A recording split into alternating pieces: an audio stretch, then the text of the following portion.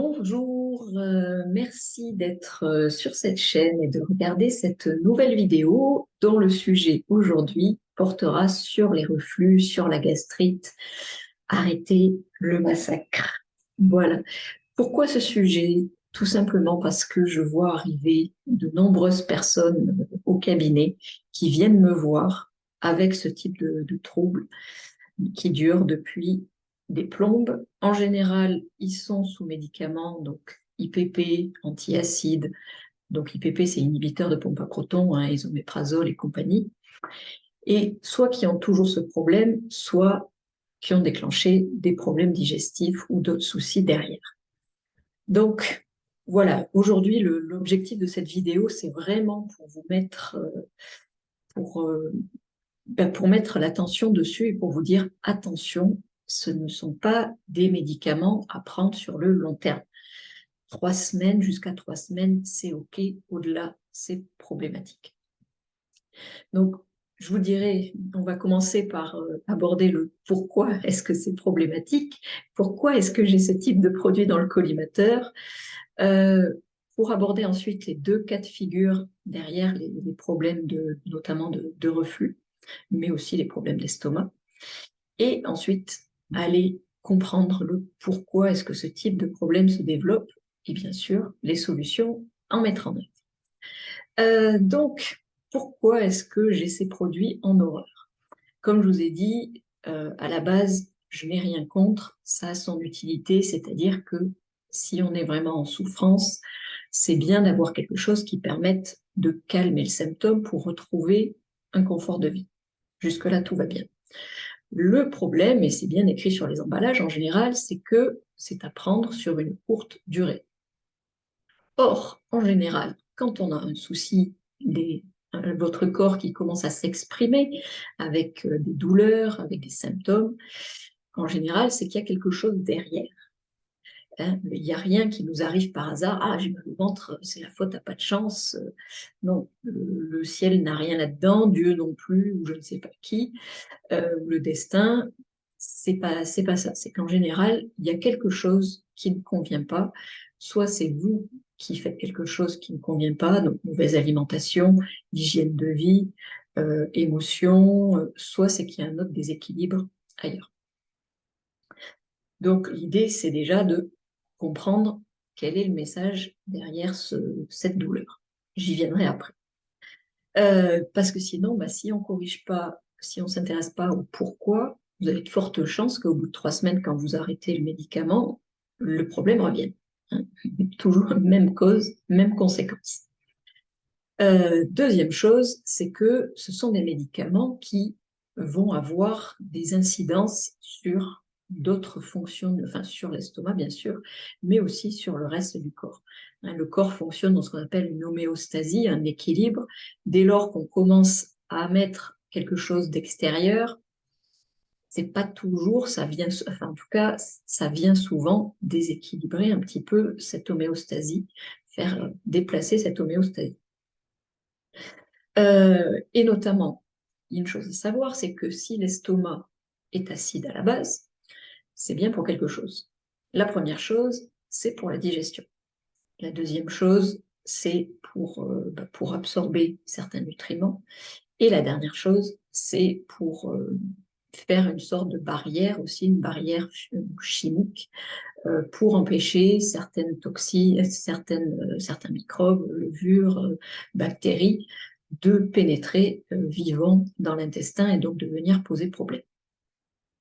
Or, si on prend des médicaments qui empêchent votre estomac de produire de l'acidité, bah, du coup, c'est ces 3 points-là qui ne vont plus être remplis ou pas correctement. Par exemple, pour la digestion, déjà l'acide permet de dénaturer un peu les protéines, donc de leur faire changer de structure pour que les enzymes puissent venir les dégrader. Ces enzymes, justement, fonctionnent sur une gamme de pH assez étroit. Si vous vous rappelez un petit peu de vos cours de physique-chimie, dès lors qu'on va sortir de cette gamme de pH, eh bien, l'activité de votre enzyme, qui représente un peu une courbe de Gauss, ben, elle va passer de 100% au top du pH, peut-être un peu moins selon votre génétique, je dirais, à peut-être 60, 40, 30, 20% de l'activité. Du coup, moins votre estomac va être acide, moins vous allez digérer de manière correcte. Plus vous allez faire des fermentations et plus vous risquez de vous poser des problèmes en aval, c'est-à-dire dans l'intestin. Deuxième chose, l'absorption. L'absorption de certaines vitamines, minéraux, et notamment, je pense à la vitamine B12, une vitamine clé qui est apportée par les produits animaux, donc la viande, le poisson, les œufs, mais qui, pour être absorbée, a besoin de la production de ce qu'on appelle un facteur intrinsèque. Et ce facteur intrinsèque est produit par l'estomac dès lors qu'il est suffisamment acide. Pas assez d'acidité de l'estomac, pas de facteur intrinsèque, plus d'absorption de vitamine B12. Donc, typiquement, chez les personnes qui viennent me voir, j'ai beaucoup de gens avec des carences en B12, ce qui peut être problématique parce que c'est vraiment une vitamine clé qui intervient dans de nombreux processus et qui peut, quand elle vient à manquer, peut vraiment poser problème. Donc des douleurs musculaires, articulaires, problèmes cardiovasculaires, problèmes de sommeil, et j'en passe. Tendance aussi à moins bien absorber le calcium. Donc les personnes sous IPP ou sous antiacides sur une longue période peuvent aussi présenter des problèmes de déminéralisation, d'ostéoporose. Et la dernière chose, c'est que là encore, s'il n'y a pas assez acide dans l'estomac, il peut y avoir des bactéries, des levures qui se développent, qui se surdéveloppent ou qui ne sont pas arrêtées. Et donc, on va pouvoir retrouver des moisissures dans l'intestin, une candidose qui peut se développer, voire d'autres soucis. Donc, l'estomac, il est fait pour être à un certain pH, comme je vous ai dit. Et donc, tout produit qui vient modifier le pH de votre estomac sur une longue période, que ce soit des médicaments ou des alternatives naturelles, ce n'est pas forcément la bonne solution. Deuxième raison pour laquelle ces médicaments ne sont pas toujours la bonne solution, c'est que j'ai beaucoup de personnes qui me disent « Ah bah ouais, moi j'ai pris des antiacides, j'ai pris des IPP pendant des mois et j'ai toujours mes symptômes. Mais je continue de les prendre. » Mon médecin m'a dit. Eh oui, sauf que les reflux peuvent être liés soit à un excès d'acidité, soit à un manque d'acidité. Et ça, votre médecin ne va pas vous le dire. Et oui, si le pH peut être trop élevé, enfin peut être trop bas, il peut aussi être trop élevé. Les déséquilibres arrivent dans les deux sens. Pourquoi est-ce qu'on a des reflux quand on manque d'acidité? Ça peut paraître bizarre. En fait, pas du tout. C'est-à-dire que si vous manquez d'acidité dans votre estomac, déjà la digestion va être beaucoup moins efficace. Va prendre plus de temps et on va commencer déjà à avoir des fermentations qui vont se produire dans l'estomac. Deuxième chose, l'estomac se vidange dans l'intestin par l'ouverture d'un petit clapet en bas, qui est régi par l'acidité justement. Donc quand l'acidité de l'estomac augmente pendant la digestion, justement ça va activer cette vidange. Si votre acidité est insuffisante, la vidange ne se fait pas ou se fait trop tard, et du coup, si ça ne descend pas et qu'en plus ça a tendance à fermenter, et du coup, au bout d'un moment, sous la pression, ça va vouloir remonter. Donc, on peut aussi avoir du reflux par manque d'acidité. Et dans ce cas, si vous prenez des antiacides ou des IPP, vous allez accentuer finalement votre problème de base. Alors certes, ça ne va plus vous brûler, mais vous allez toujours avoir le reflux. Et du coup, vous allez toujours avoir la langue chargée le matin, la langue qui pique un peu, ou tousser, ou avoir les sinus qui se chargent, etc. Et puis, tout simplement, mal digérer, avoir beaucoup de roux, avoir des lourdeurs d'estomac. Si vous ressentez ça, dites-vous que ce que vous prenez n'est pas adapté.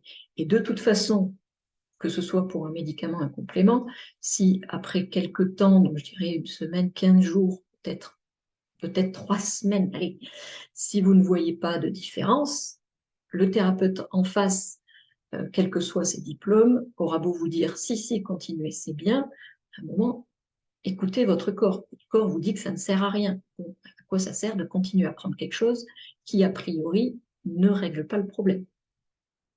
Voilà. Enfin, ça, c'est... Vous faites ce que vous voulez derrière. Je ne veux pas vous inciter à ne pas écouter votre médecin, votre thérapeute, quel qu'il soit, mais surtout à vous faire confiance et à écouter votre corps, parce que ça sera toujours votre corps qui sera davantage que la personne que vous avez en face. Si quand vous prenez quelque chose, vous êtes plus mal qu'avant, ou tout aussi mal, ou que la douleur se déplace, c'est qu'il y a un problème et qu'il faut trouver autre chose. Voilà, donc ces deux cas de figure, effectivement, donc l'excès d'acidité, oui, les IPP, les antiacides peuvent avoir un rôle positif. Dans l'autre cas, non. Donc voilà, écoutez un petit peu votre corps dessus pour savoir si vous manquez d'acidité ou si vous en avez trop. Déjà, c'est de s'écouter. Encore une fois, si quand vous mangez, vous avez toujours l'impression d'avoir avalé une brique, d'avoir un poids sur l'estomac, que vous rôtez systématiquement après, que vous avez l'impression d'avoir encore des aliments en train d'être digérés 4, 5, 6 heures après, euh, ça peut vous indiquer plutôt qu'il y a un manque d'acidité. On peut avoir des brûlures d'estomac par manque ou excès d'acide. Si l'estomac, en fait, il est protégé par une muqueuse et par un mucus. Si ce mucus s'affine, si cette muqueuse est enflammée, mais de, par d'autres, par une alimentation inflammatoire ou autre chose, vous pouvez quand même avoir une gastrite tout en ayant un manque d'acidité dans l'estomac. Voilà. Donc, des petits tests aussi qui peuvent permettre de voir un peu mieux. Un, le vinaigre de cidre. Vous pouvez essayer, alors si les symptômes ne sont pas très clairs, vous pouvez essayer de prendre une cuillère à soupe de vinaigre de cidre dans un petit peu d'eau. Hein. Buvez pas, buvez pas pur, ça risque d'accrocher un peu. Prenez ça avant le repas et regardez, est-ce que vous digérez mieux ou est-ce que vos symptômes, au contraire, sont décuplés? Si les symptômes sont décuplés, probablement c'est que vous souffrez déjà d'un excès d'acidité, vous en avez rajouté, ça augmente le phénomène. Si au contraire vous sentez que c'est légèrement mieux, bah, c'est que justement vous manquez d'acide. Deuxième petit test, le test dans l'autre sens, en fait, c'est le bicarbonate de soude. Donc là, c'est un test qui se fait à jeun, donc le matin à jeun, le soir avant le repas sur le ventre vide. C'est de prendre une demi-cuillère à café de bicarbonate dans un demi-verre d'eau que vous buvez et vous regardez combien de temps vous mettez à avoir un roux qui remonte. Si le roux remonte dans les moins de 2 minutes, c'est que vous avez assez d'acidité dans l'estomac ou trop, ça on ne sait pas. Si votre roux remonte dans les 2 à 4 minutes, c'est qu'il y a un léger manque d'acide. Et au-delà de 4 minutes, c'est qu'il y a un sacré manque d'acide ou une achloridrie. Ce test à faire, je dirais, matin, soir, sur 2 jours, pour avoir au moins 4 mesures, ce qui vous permet de faire une moyenne. Ce n'est pas le test le plus scientifique du monde. Donc, plus vous allez multiplier les mesures, plus vous allez avoir une tendance. Les seules cas dans lesquels ça peut ne pas être représentatif, c'est si vous êtes une personne qui ne rotait jamais, qui avait vraiment là, le petit clapet en haut qui est trop serré, qui ne s'ouvre pas, et du coup, bah, les gaz restent dans l'estomac. Donc ça, c'est les cas dans lesquels, effectivement, le test est un peu faussé. On peut ne pas avoir de roux, mais avoir une acidité qui reste normale. Donc c'est pour ça que je vous donne les 2 tests avec le bicarbonate et avec le vinaigre. Si un n'est pas clair, peut-être tester le deuxième. Voilà. Donc tout ça pour vous faire comprendre qu'effectivement, si vous avez du reflux par manque d'acidité, il est normal que les IPP n'agissent pas. Mais si vous avez du reflux par excès d'acidité, les IPP agissent, mais encore une fois, attention à ne pas les prendre sur le long terme. Et donc, quand on a ce problème qui survient, l'idée, c'est déjà de se dire, OK, pourquoi? Pourquoi ça m'arrive maintenant? Qu'est-ce qui se passe? Alors, j'aime bien regarder un petit peu la symbolique des mots. Donc, vous avez pour ça Jacques Martel qui fait ça, vous avez Michel Odoul. Alors, c'est assez marrant, c'est que pour l'estomac, les deux ne sont pas vraiment en accord. Ce qui montre bien que derrière cette symbolique, il peut y avoir différentes perceptions des choses ou différentes expériences. Chez Michel Odoul, par exemple, là, derrière les mots d'estomac, vous pouvez avoir des problèmes, en fait, une insatisfaction plutôt sur tout ce qui touche le matériel. donc soit l'argent, le travail, les études, les, tout ce qui est, enfin voilà, globalement c'est ça. Pour, euh, pour Jacques Martel, donc dans son grand dictionnaire, lui, euh, donc lui, il parle des problèmes de communiquer. Si je cache des choses, mon estomac réagit. Si j'ai des choses à me reprocher, si je n'ai pas bonne conscience, des troubles de l'estomac peuvent apparaître. Pour lui, c'est aussi une histoire de conflits, des conflits au niveau des relations familiales, amicales ou professionnelles. Je vis des angoisses importantes, des choses qui restent sur l'estomac. Ça peut être des raisons. Regardez, est-ce que ça vous parle ou pas? Mais surtout, regardez à partir de quand se sont développés ces soucis. Qu'est-ce qui s'est passé avant au niveau des émotions? Est-ce que vous êtes dans une période compliquée dans votre travail? Est-ce que c'est votre conjoint qui vous tape sur le système? Est-ce qu'il y a des colères qui sont rentrées? Regardez déjà ce qui se passe au niveau émotionnel. Pour moi, l'estomac, enfin, l'intestin aussi, mais il y a beaucoup d'émotionnel derrière, du stress, c'est sûr, mais derrière stress, on peut mettre tout un tas de choses. Donc, essayez vraiment d'identifier au niveau émotionnel ce qui vous pose problème, parce que finalement, au lieu de vous exciter pendant 10 ans sur votre reflux ou votre gastrite, ben, peut-être qu'il s'agit juste d'aller dire à quelqu'un ces 4 vérités ou de changer de boulot ou je ne sais quoi. Mais il y a peut-être quelque chose à faire déjà au niveau de votre vie, au niveau de votre bien-être émotionnel. Donc, le pourquoi, le premier, c'est effectivement regarder au niveau des émotions ce qui se passe. Ensuite, il peut y avoir aussi des soucis d'estomac, notamment de manque d'acidité de l'estomac en lien avec la thyroïde. Et la thyroïde, quand elle est notamment en hypo, ce qui est le plus fréquent, donc une hypothyroïdie, on a toutes les sécrétions du corps qui diminuent. Et ça touche beaucoup le système digestif avec moins d'acidité de l'estomac, moins de production d'enzymes et tendance à avoir de la constipation.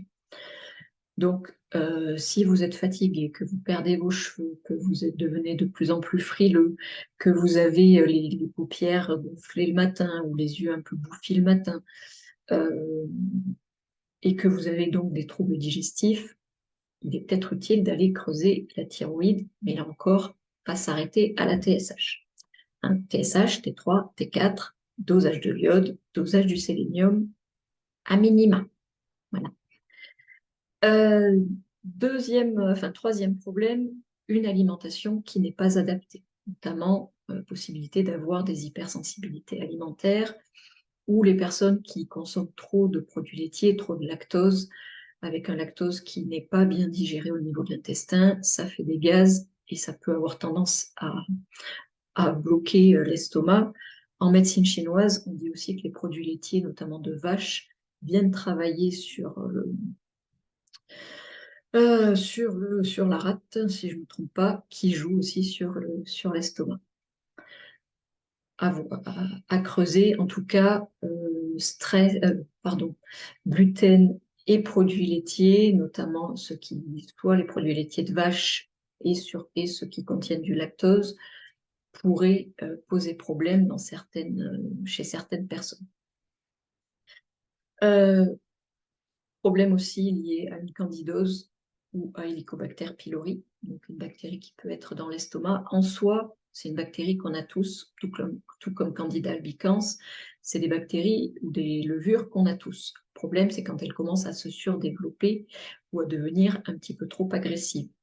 Donc, si effectivement vous commencez à avoir des douleurs au niveau de l'estomac, regardez s'il n'y a pas cette fameuse bactérie Helicobacter, sachant qu'encore une fois, si elle se développe, c'est qu'il y a un terrain qui lui est favorable.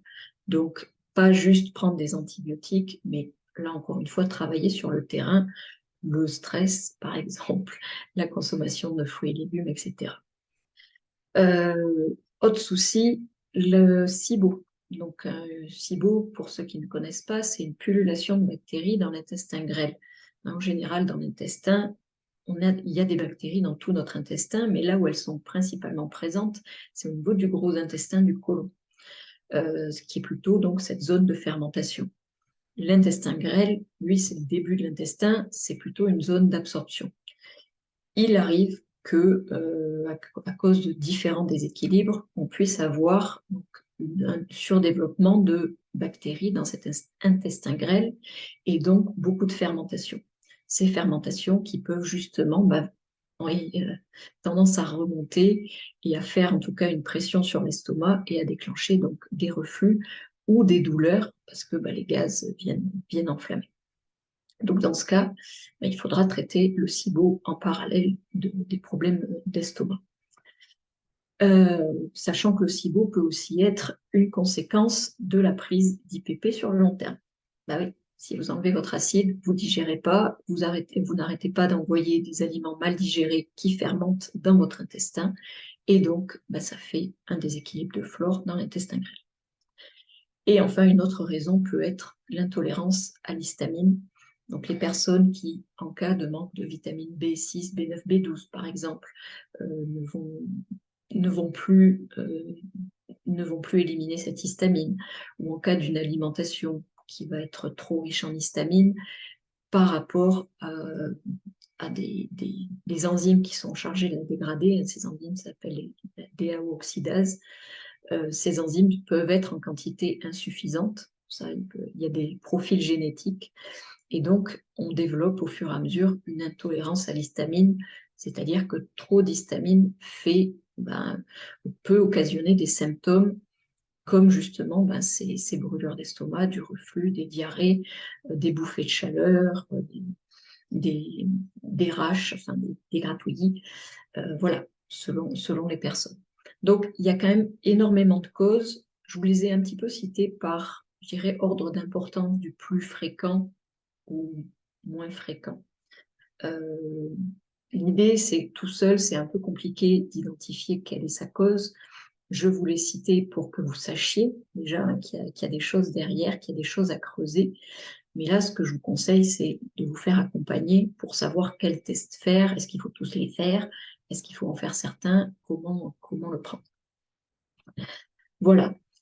Donc, pour la prise en charge, effectivement, pour moi en tout cas, la prise en charge des problèmes de reflux ou des problèmes de gastrite, ça peut être dans un premier temps de chercher une alternative éventuelle aux médicaments si c'est votre souhait, mais surtout donc d'aller d'aller identifier et ensuite travailler sur la cause pour faire en sorte que le problème aille mieux.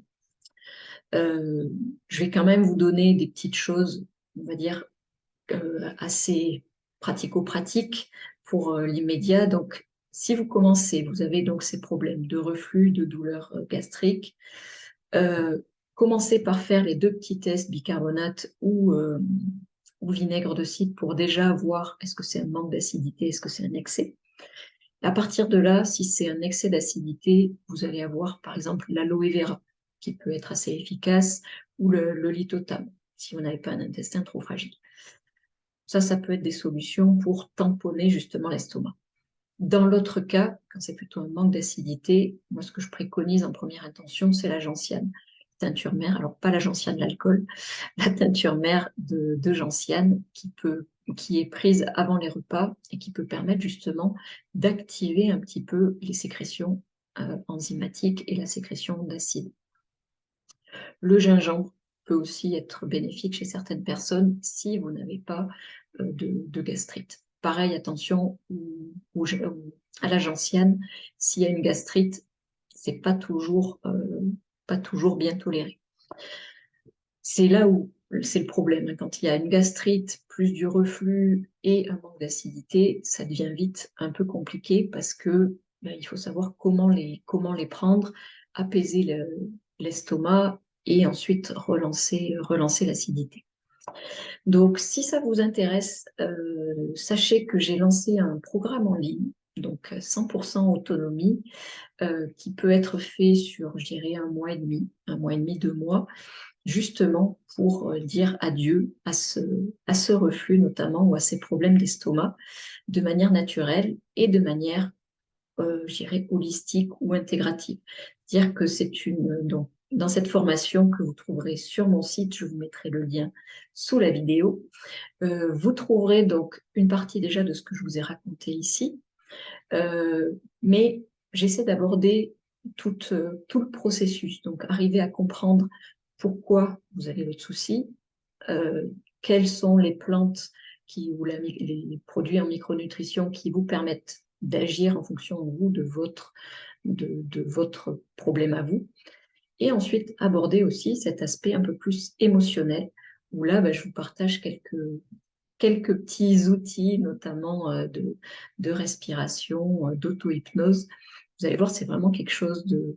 Je suis hyper contente de l'avoir sorti parce que je me suis vraiment fait plaisir et je suis persuadée que voilà, ça peut vous permettre, si vous n'avez pas le budget de faire un suivi en individuel ou si vous avez envie de, voilà, tout simplement d'être autonome sur votre guérison, de pouvoir prendre en charge, en tout cas, on va dire 80% au moins des cas de reflux et voire de gastrite. Et sinon, vous pouvez toujours me contacter si cette vidéo vous a parlé et si je vous ai inspiré. Voilà, sur ce, je vous souhaite une bonne continuation. Au revoir.